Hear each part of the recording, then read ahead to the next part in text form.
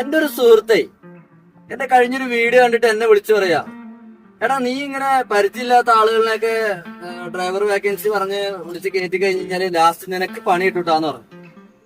അപ്പൊ എന്താ കാര്യം എന്ന് ചോദിച്ചപ്പോ ആള് പറയാ, ഒരു പരിചയമില്ലാത്ത ആളുകളിനൊക്കെ കയറ്റി കഴിഞ്ഞാല്, അതായത് വണ്ടിയിൽ കയറ്റി വിട്ട് കഴിഞ്ഞാല് അവര് ചിലപ്പോ വണ്ടിയുടെ വാടക പൈസയൊക്കെ ആയിട്ട് മുങ്ങിക്കളഞ്ഞാ പിന്നെ എന്താ ചെയ്യാ, നമ്മള് എങ്ങനെ ഇപ്പൊ പൈസ പിടിച്ചെടുക്കുക എന്നൊക്കെയാണ് അവർ ചോദിക്കണേ. അപ്പോ അതിനോട് എനിക്ക് വലിയ അഭിപ്രായം ഇല്ല കേട്ടോ. കാരണം എന്താ വെച്ചാലേ എല്ലാ മേഖലകളിലും ഉണ്ടാവും ഒരു ശതമാനം ആൾക്കാര്, മോശമായിട്ടുള്ള ആൾക്കാരുണ്ടാവും. പക്ഷെ എന്ന് വെച്ച് നമ്മള് ആ ഒരു വിഭാഗത്തെ അല്ലെങ്കിൽ ആ ഒരു തൊഴിൽ ചെയ്യുന്ന എല്ലാവരുടെയും നമ്മൾ ആ ഒരു ഇതിൽ ഉൾപ്പെടുത്താൻ പറ്റില്ലല്ലോ.